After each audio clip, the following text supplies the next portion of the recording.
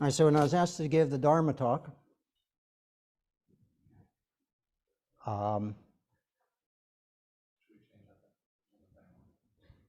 get a better what? We have a better table if you want. I don't know why. Well, it's here now, and I'll just have to deal with the instability in life like everyone else, you know, such it is. You know, I came into this month sick, and I'm feeling well now, so that's a plus, liking and disliking.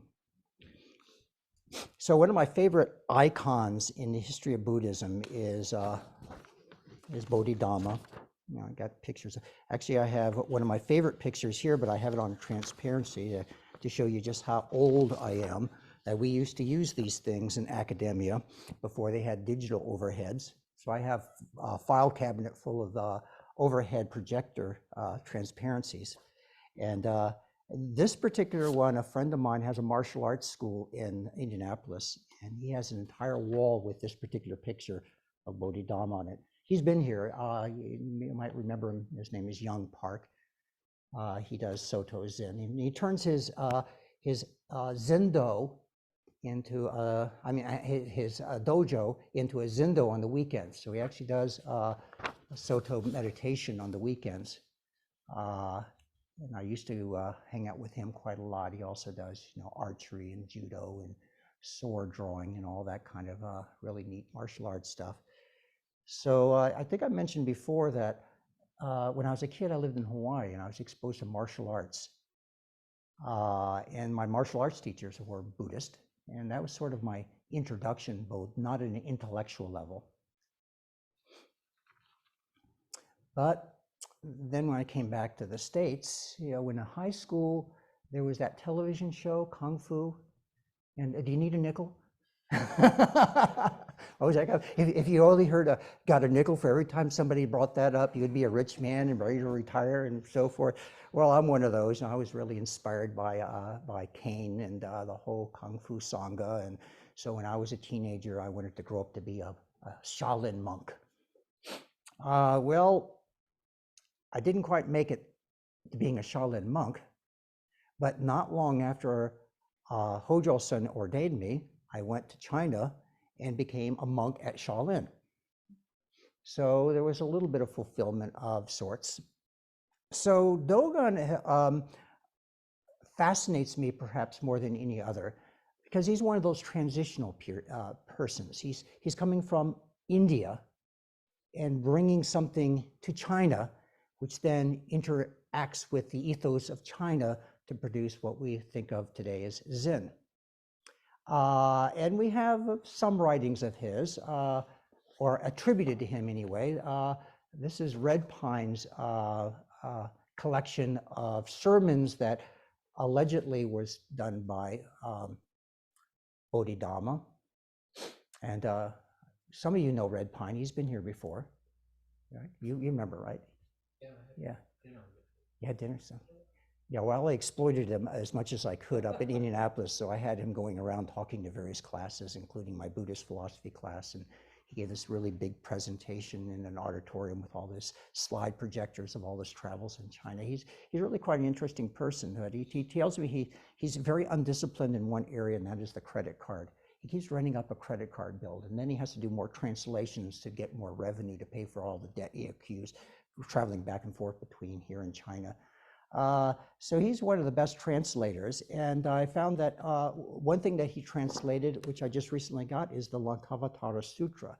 So as far as I know, there's only 2 translations in English of this right now. The other one is D.T. Suzuki, and this one's much more readable. The other one is I think was in the 1950s. Yeah, well, he had the advantage of looking at D.T. Suzuki's translation, so he could improve on it some. But he's still translating it from the Chinese. So Bodhidharma is a transitional person. He came into China from another culture. And that's sort of a parallel to Dogon in a way, except a little different because Dogon left Japan, went to China for a time, and then came back. So he's a transitional person too. He's taking something from China and bringing it to Japan. And then Hojo-san was so nice to be exiled from his home country to hang out with us and bring the Dharma here. So the journey continues, and I'm honored to be a part of that. So there are some additional writings that most Buddhists don't really look at. Most scholars don't even think it's really authentic. Actually, probably none of this is really authentic in terms of, it's a historical interpretation of what the person taught. And there were literally hundreds, if not thousands, of Indian monks arriving in China at the time. So he probably historically, during the time period, was hardly noticed. Indeed, he only had 4 Dharma successors, right? I think it's just 4. Is there any more 4? I only can count 4 because of that story about the the flesh and the skin, the flesh, the bone, and the marrow, right? So I only count 4 there. One of them was a woman, so that's cool. I'll get back to that one later. So the idea now is that Bodhidharma was the 28th ancestor of Dharma successors, going back to Maha Kassapa. And so the mythology of Zen has to do with the flower sermon, in which Siddhartha Gautama gets up on his podium and he just sits there. He doesn't say a word. And then after sitting there for a while, he holds up a flower, and Mahakassapa smiles. And so there was a transmission of sorts, but it wasn't a real transmission. But I mean, here's one of the things said in poetic form about this tradition. It's a special transmission outside of scriptures, not dependent upon words or letters, directly pointing to the heart of being, seeing into one's own nature. So it's a transmission with no transmission, because everything has Buddha nature. Everything is Buddha nature. So when you receive a transmission, you're not receiving anything you don't already have. It's just a sort of an acknowledgement of what that is. Now, the etymology of Buddha, of course, means to be awake. Right? So the implication is we're asleep. We're asleep in delusional states. So that's like being in a hypnotic state. We're all hypnotized by the forms of our mind. So this being hypnotized by the form of the mind, we assign a certain reality to the forms of our mind, which are not true to reality in its ultimate nature. But we assume a certain reality to them for practical purposes. In the Madhyamaka system, there's relative and absolute, and so we have our relative truths. But then we take our relative truths and we come to take them as if they are absolute truths, which they're not. So in the story of the Buddha, when his mother was named Maya, and that's a Sanskrit word for illusion. So when Buddha was born, Maya dies. And there's a lot of interesting stories about the birth of Buddha. But if you put that aside, it's not history, it's mythology, it's a motif, and it's pretty straightforward, because Maya's illusion, Buddha's awakening, you awake, the illusion dies. So that's all Buddhism is awakening to the reality, which is different than what you think it is. Reality is not what you think it is, and this is one of the central teachings of Bodhidharma. Here's something he says in his sermon. If you use your mind to study reality, you won't understand either your mind or reality. But you study without using your mind, you understand both. So there's an emphasis on no mind as penetrating into the nature of ultimate reality, a place the thinking mind cannot enter. So I said I was going to work with a couple of koans here. The Blue Cliff record is most commonly used among Rinzai practitioners, but it does have a place in Soto history. There's a story that Dogon came across a copy of the Blue Cliff Records the last day he was going to be in China. And so he stayed up all night copying it so he could bring it to Japan. And there's a monastery somewhere in Japan which has the original, they say. I don't know, is that true? No, it's not true? Well, they claim it's true. So we don't have it in his own handwriting? We don't have an example of his own handwriting? That would be interesting to see. It's what? Well, that's the story anyway, that he brought a copy of this that he hand wrote himself. That's the story. In any case, the first case relates to Bodhidharma. And there's also in the Book of Equanimity, the second case tells the same story almost the same way, except the Blue Cliff record is a little bit longer. So Emperor Wu of Lang asked the great master Bodhidharma, what is the highest meaning of holy truths? Bodhidharma says, emptiness without holiness. The emperor said, who is facing me? Bodhidharma replies, I don't know. The emperor did not understand. After this, Bodhidharma crossed the Yangtze River and came to the kingdom of Wu. I always liked, you've probably seen the pictures of him on his little reed thing. You know, like he surfs across the river on this little reed. Hey, Jesus walks on water, but Bodhidharma ups it. I'm going to surf across this river. So he goes to the Shaolin, and actually in the Book of Equanimity, it explicitly says he goes to Shaolin. It doesn't say it here. Of course, I'm not done. There's another paragraph.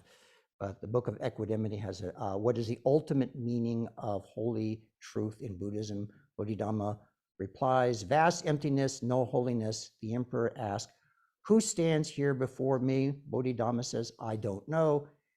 The emperor was baffled. Thereafter, Bodhidharma crossed the river, arriving at Shaolin, and faced the wall for 9 years.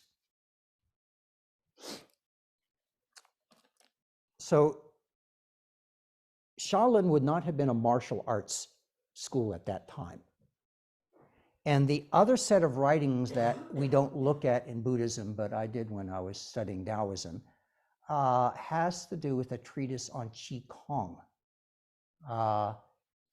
Qi is the universal energy. In Japanese, it's ki, like an aikido. Yeah, the three characters there is I, like to unify, and ki, which is the Chinese qi, and then do or Tao. So it's the way of the unification of energy.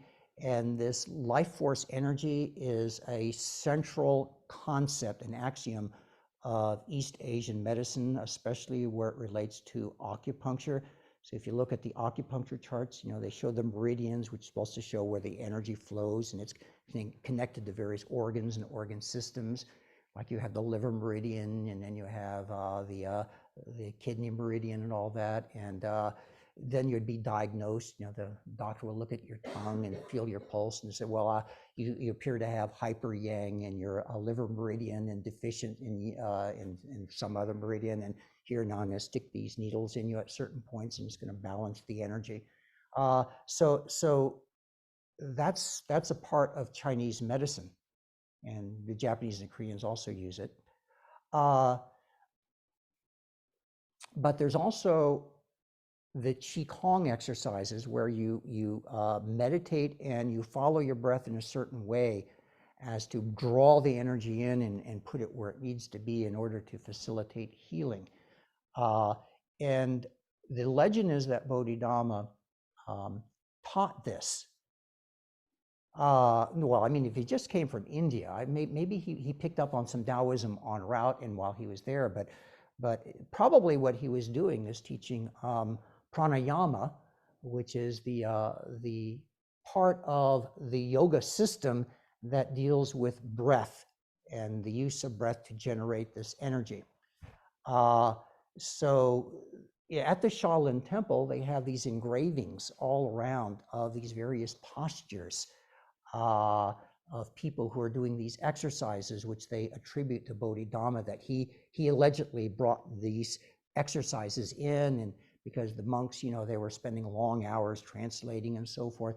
It seems like most of the financing for this kind of stuff from the various nobility was for translating sutras, because there was a certain superstition that the very sutra itself contains a certain power, and if you just chant the sutra, it's going to invoke something in you that connects you to a long line of ancestry, and you can actually use it for magical purposes. So I mean, one of the reasons emperors were interested in having big monasteries full of monks translating things is because it's supposed to infuse the kingdom with this benevolency, and Buddha will smile upon everyone, and everything that there will be so wonderful, and all because there are these monks who are copying sutras.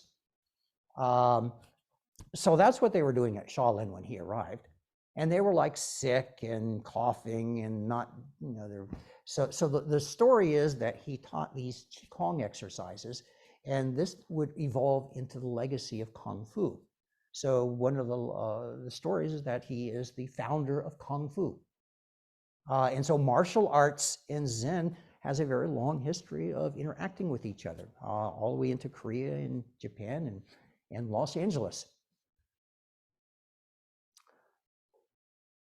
So he spent 9 years sitting in the cave. So when I took a look at that cave, one of the first things I wondered is, where's the bathroom? The legend is that he sat there so long his legs fell off. And there are these dolls.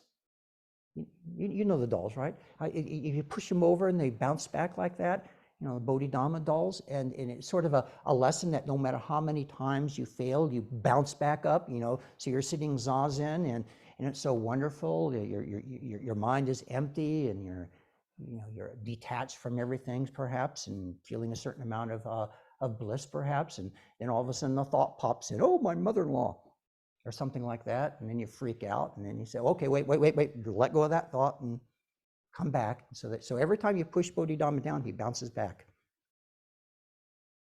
And I'm sure you know the story about how he got annoyed with himself because he fell asleep doing zazen. That's probably one of the most common mantras you hear in monasteries is people snoring. Right? Because it's really hard to maintain consciousness when you're pushing away everything that keeps you distracted. So, okay, what else am I going to do? Okay, I'm going to go sleep. Well, he got annoyed with himself, so he ripped his eyelids off and threw them down on the ground, and green tea, now remember this when we drink the tea, the green tea is the eyes of Bodhidharma. It helps you maintain awakeness. Well, let me finish the koan here, this first one. Later, the emperor brought this up with Master Shin and asked him about it. Master Shin asked, does your majesty know who this man is? The emperor says, I don't know. I'm going to pause on that I don't know for a second, because we got two different kinds of I don't knows in this koan. There's what I would call the affirmative I don't know, which is what Bodhidharma does. I mean, his I don't know is not one of ignorance in a sense. It's a matter that he knows he doesn't know. It's almost like Socrates, right? I'm the wisest person of all of Greece, says Socrates, because everyone else thinks they know something and I know I don't. So maybe Socrates was a Buddha? I don't know. But this I don't know means I'm really stupid. I don't know who this guy is. So I mean, he's just another one of these hundreds of monks that have been coming and joining us here in China. So I don't know who this guy is. So Master Shin is going to tell them. Oh, I love the title. Mahasattva Avalokiteshvara, transmitting the Buddha mind seal. Wow, what a title. I mean, sattva is being, so it's a great being. Avalokiteshvara, I thought the Dalai Lama was Avalokiteshvara. And that's the idea in Tibetan Buddhism, is that all the incarnations of the Dalai Lama are all this one deity form of the Bodhisattva of infinite compassion for all sentient beings. So the emperor feels regret and wanted to send an emissary to invite him to come back, but he said, don't bother. He's not going to come back. There's no going back. I don't know if you ever had this experience. I have, where I'm eating my breakfast and I'm reading the ingredients of what I'm eating.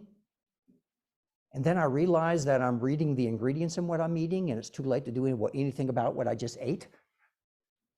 You know, they're sort of like, once something is done, it can't be undone, right? It's a good lesson, you know, be mindful of what you do, because once it's done, it can't be undone. So it can't be undone. He's now gone. He's off to Shaolin. Now, one of the most popular koans is, why did Bodhidharma come from the West? And there are two places where this comes up in this collection. And they're a little bit different, but they reflect one another.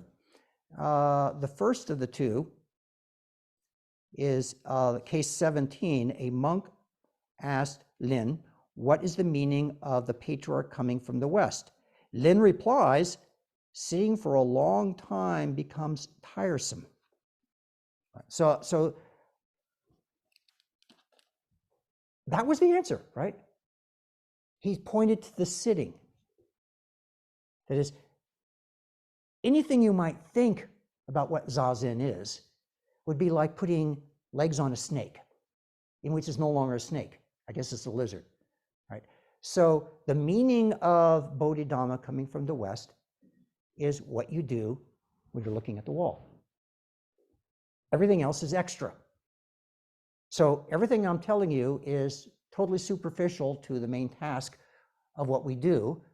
It's in long sitting that one finds the meaning, and it's not a meaning as you would normally think of a meaning.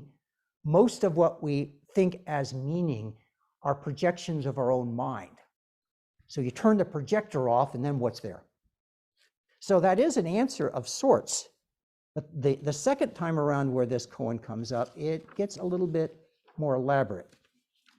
Because here we have Lin Chi is involved in this one, and a student and a couple of his students. Now, Lin Chi is a very colorful person. That's the Rinzai tradition.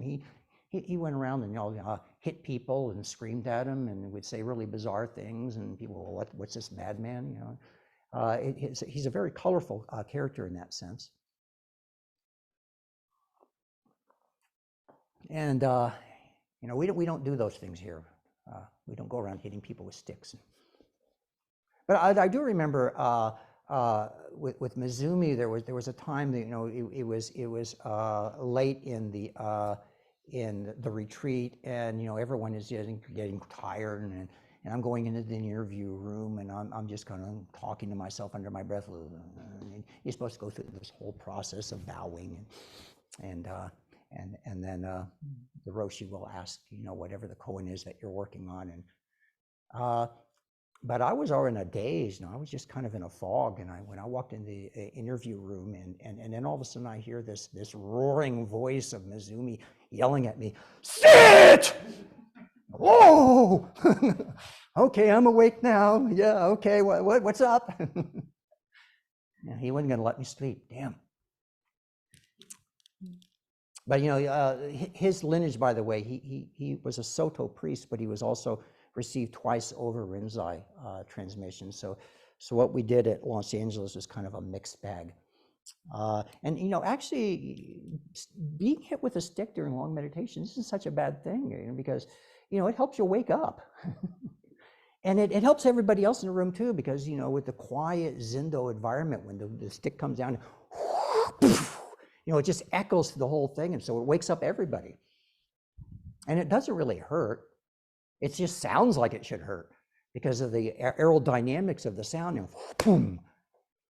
But then you're awake for a while, you're not snoring. Anyway, what is the meaning of the patriarch coming from the West? Wu said, "Pass me the meditation brace." I don't know how to, what is a meditation brace in ancient China? Is it like one of those things that we wear, you know, people who have back problems? Is there an ancient version of that? I'm not quite sure what to visualize here. But in any case, hand me the brace, and as soon as he did, Wu hit him with it. And so Yun replies, "Since you hit me, I let you hit me. In essence, though, there is no meaning of the patriarch coming from the West." Now the pattern is repeated in the next line, but now it's Lin Chi, and this time it's a cushion. That's much better, I think. I don't know what those back braces are made of. If they're made of wood, I'd rather be hit by the cushion. And he repeats, since you hit me, in essence, though, there's no meaning of the patriarch coming from the West. Now, I don't know where I heard this story originally, but the story went something like this. There was a army sergeant who was stationed in Japan, and while he was there, he learned Zen. Later, back in the States, he became a boot camp sergeant. And there was this young man who was interested in Zen. So, "Hey, Sergeant, will you teach me something about Zen?" He said, "Okay, fine. See that tree in the courtyard? Tell me, what does it mean? What does that tree mean?" And he thinks about it, and he thinks about it. And maybe he has a Jewish background. He comes up with something like Kabbalah, and there's the Sephiras and the different connections, and comes up with this elaborate metaphysics about what that tree means. And the sergeant says, "Nope, nope, nope, nope." So he tries something else, maybe it's the symbiosis of our relationship to the ecosystem, that we're breathing each other and supporting life and the interconnection. Well, that's a little more Buddhist sounding, but nope, nope, nope, nope. Wrong, wrong, wrong, wrong. Guess, if you're doing a Zendo, you get the bell rung and get chased out and go back. And the recruit gets so frustrated that he goes back to the sergeant and says, "It doesn't mean a damn thing." So, good, now we can talk about Zen. Well, what does it mean, meaning, to derive meaning from something? Now, Bodhidharma is going to say that a lot of that is just the projection of your own mind. Meaning is not inherent in the thing. So when Bodhidharma encountered Hyuki, his Dharma successor, there's another colorful story there. I think I got a little poem here about that scene. Yeah, here it is. I can't remember where I got this, but here's the poem. "Who dares to follow such practices? Long ago, the second patriarch visited Shaolin, waiting for Bodhidharma to finish sitting. He stood in the garden in the deep snow." So the vision is here. The second ancestor is standing in the garden, and the snow is accumulating and accumulating and accumulating. He's still standing there and not getting much response. So as the story goes, as an offering, he chops off his arm and offers it up to Bodhidharma. I'm pretty sure that's not true. Anymore, I don't believe that somebody killed a cat just to make a point about Dharma. We got stories like that. What I think is the backstory is that in China at the time, there was a lot of conflict, a lot of power struggle. And if you are a military commander, and that was Hugh Key's background. He was a military commander. He was a general. If you're on the losing side, you run the risk of having your head chopped off. And one way you can keep your head attached to your body is to find some remote monastery somewhere and become a monk, and then they'll leave you alone. And so that's one reason Shaolin became sort of a martial arts center. You had all these ex-military people looking to keep their heads connected to the rest of their body, and so they ran off to this distant monastery up in the mountains, and they knew military techniques, and it was out on the frontier. So having self-defense sort of makes some amount of sense, so you don't keep getting beat up. So he probably lost his arm in battle. Now that's probably the most likely story. But in any case, if I remember the story exactly right, I might get some details wrong. But Bodhidharma says, "So what do you want?" So, well, my mind is not at peace. Ah, well, fine, great. Bring me your mind and show it to me, and I will make, and then your mind will be at peace, or words to that effect. Pause. I mean, this is not having a conversation in a coffee shop or anything like that. He's probably going to be sitting there doing zazen about that. That's his koan now. Okay, how do I show somebody my mind? And it's almost like that meditation of David Hume, where he tries to find a self, but no matter where he looks, he finds this thought or that sensation or this memory. There is nothing he can find which constitutes the self. You know, that fits in with Buddhism very nice. So maybe David Hume could be a Buddhist. So the second ancestor said, well, I can't find my mind. No matter where I look, I find no mind. There, your mind is at peace. And I guess he has a Satari experience and so forth. And the Bodhisattvas blow their trumpets and hooray, another one.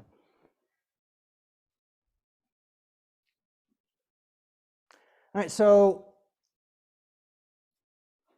the background that Bodhidharma had was with the Yogacara Buddhism, founded by Vasubhanu, who is actually on the list of ancestors. So Bodhidharma is the 28th, and it's a pretty nice list. I mean, it included Nagarjuna, and Vasubhanu are both on that. And those are the two major systems of philosophy within Buddhism, is the Madhyamaka and the Yogacara. Oh, I think I had a flow chart here. Oh, no, it's all out. Oh, there it is. So this sutra, the Lankavatara Sutra, is a Yogacara text. It basically outlines the basic philosophy. I actually think it was probably written fairly late, because it's so consistent with Vasupanu's work, which a very good commentary for that is Thich Nhat Hanh's Understanding Our Mind. And actually the verses of Vasupanu are actually relatively short, but the commentary is, most of this is Thich Nhat Hanh's commentary on it.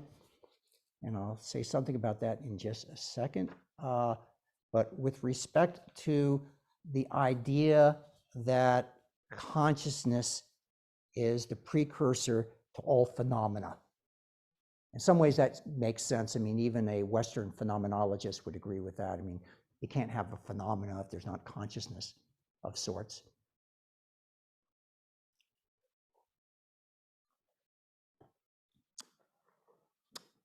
There's the 5 skandhas, the aggregates.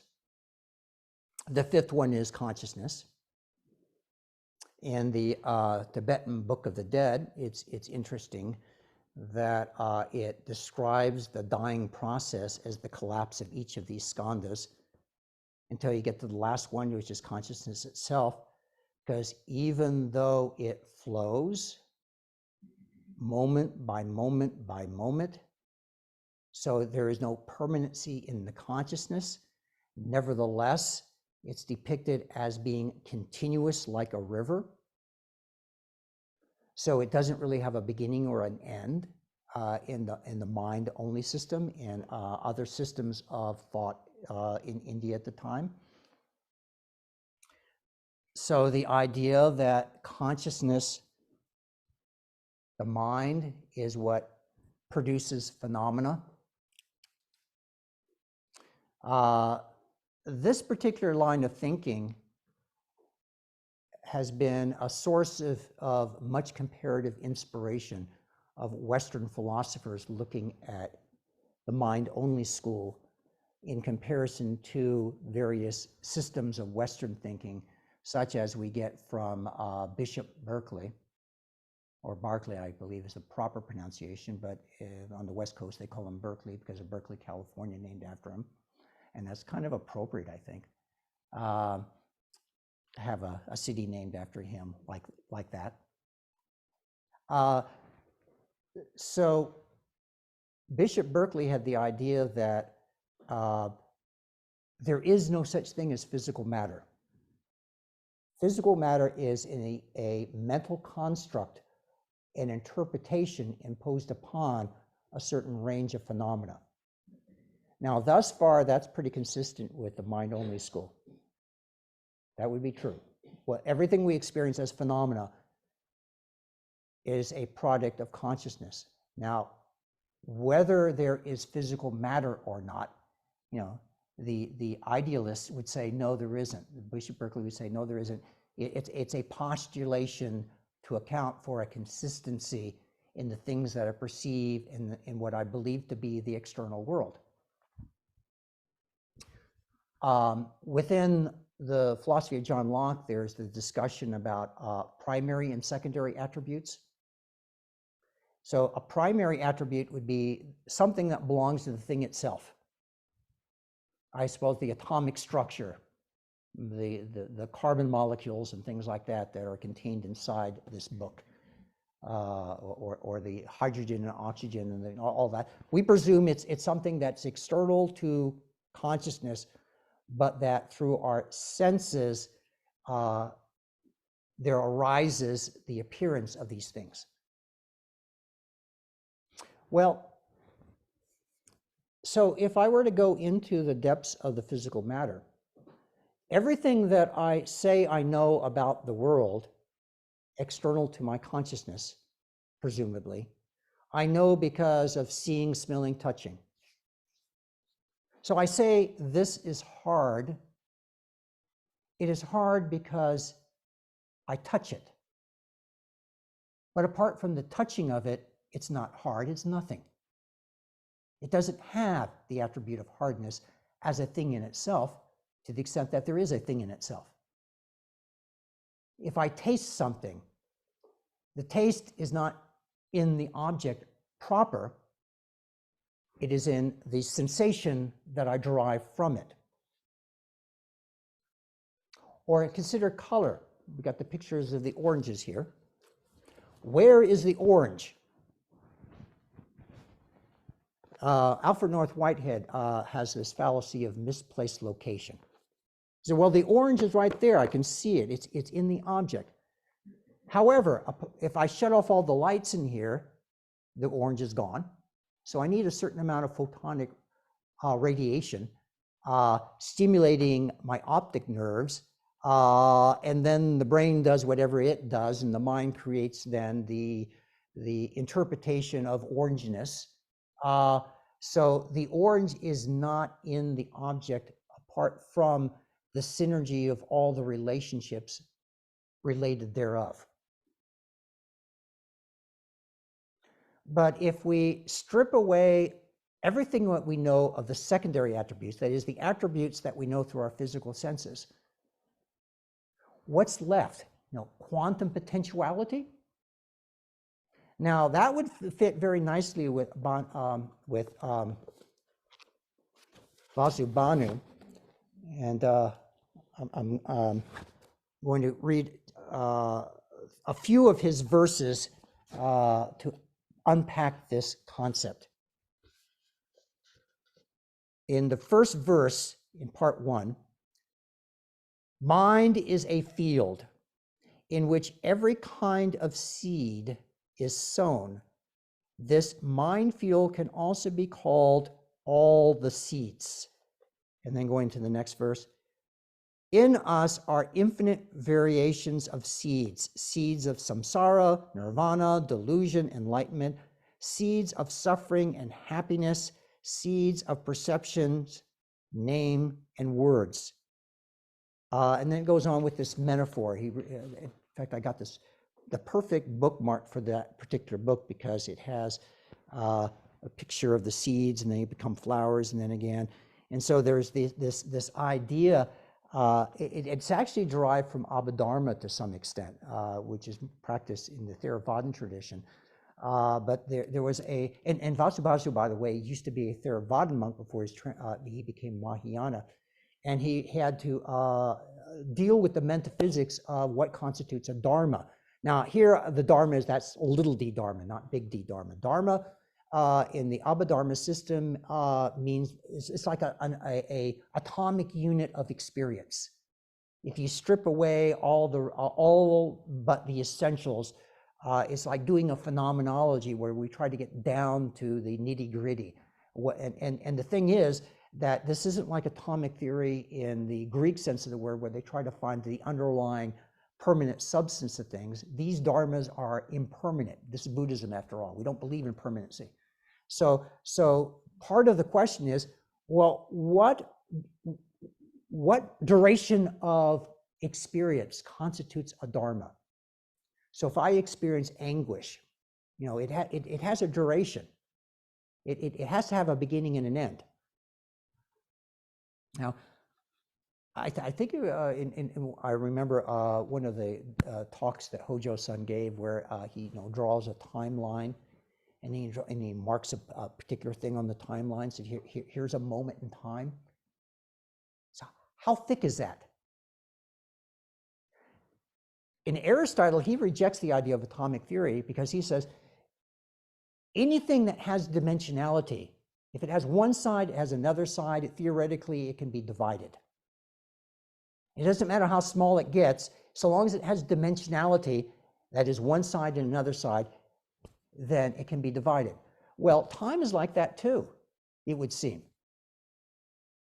But how thin does that line have to be in order to get to a moment in which there's no past or future? It's impossible. So that line, this moment, equals zero. It's a zero moment. It is emptiness. There is the meaning of emptiness.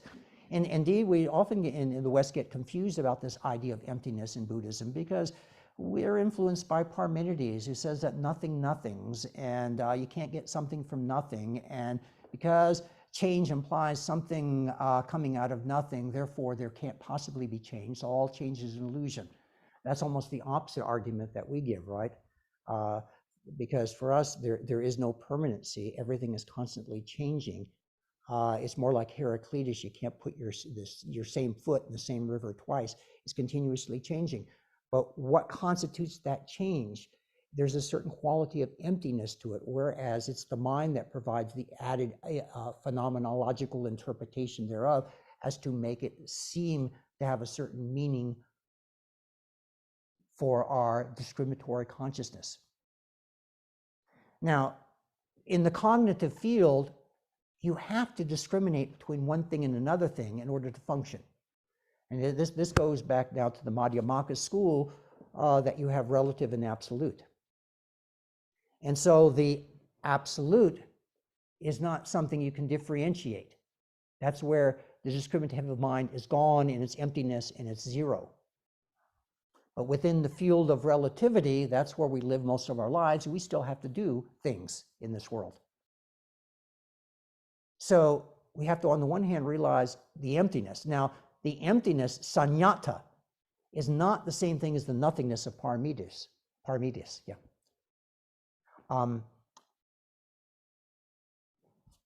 One of my teachers, Professor Abi, said that we should not think of emptiness as a noun. It's a verb. We should translate it as emptying because it's a continuous flow. So the dharmas don't really exist outside of the mind. When we chant the Heart Sutra, that's what we're chanting. We're going through Abhidharma and saying, yeah, no nose, no tongue, no ear. We're going through the various components of samsara and basically negation, negation, negation, negation, negation. Not that those things, I do have a mouth, I do have a nose, I do have an ear. That's relatively true. That falls within one category of thought necessary for functioning in the world, but it's not ultimately true. And everything that we have in our mind functioning in the world is a matter of a culturally inherited habit. So to break that habit so you're not attached to it, not that you get rid of it, because then you're dysfunctional. And I see basically out of time. Am I? If you're out of words, but I know better. Oh, no. I'm a professional academic. I can keep talking. I actually have been programmed to talk for about an hour and 15 minutes because that's the average length of a classroom. But I usually leave a few minutes for conversation of some kind. So, I mean, if you want to have a minute or so of conversation, I'm open. Would you like to take questions, comments? Anything. Right. Anybody in the Tell room? us about your background, what you teach, were you a professor or something? Yes, I'm a recovering academic. I retired just in the nick of time, just before the pandemic. So I was in the philosophy department of IUPUI. Yeah, in Wilmington or Indianapolis? Indianapolis. Now, I went to school here, but they exiled me to the city. And it was probably just well because most of the philosophers around here are analytic philosophers, and I have nothing against Bertrand Russell or anything like that, but my area of specialty, my PhD was in philosophical Taoism. So I specialized in East Asian thought, and that's how I wound up in Buddhism. So how long you taught at the university? How long did I have been employed by the university? 20 years. How long you are teaching? Oh, I've taught for 20 years at IUPUI. But I've taught other places before that. And I also got my degrees. Two or three of my degrees came from IU. So what you do nowadays? I'm retired. That is not the end. You have something else. Well, one of my favorite things to do is sit around and do nothing. That's what I come here for. Nothing. Huh? You told them there's nothing. There is something absolute. Oh, no. Yeah, what's absolute is the nothingness. The nothingness, in the Upanishads, just taking a different angle of this nothingness, in the Upanishads, in the Hindu tradition, there is this technique of not this, not that. So, if you want to know God, it's like negative theology. Anything that you think that God is, that's not it. So what's God? Whatever you say it is, it's not that. It's sort of like God is what is left over after you've exhausted all other possibilities.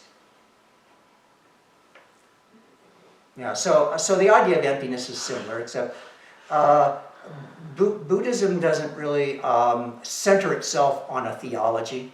I mean, it's not that you can't. I mean, if you look at the Tibetan system, they got all kinds of deities, and we deify a lot of, like Manjushri. Well, I mean, we deified. This is not a real entity.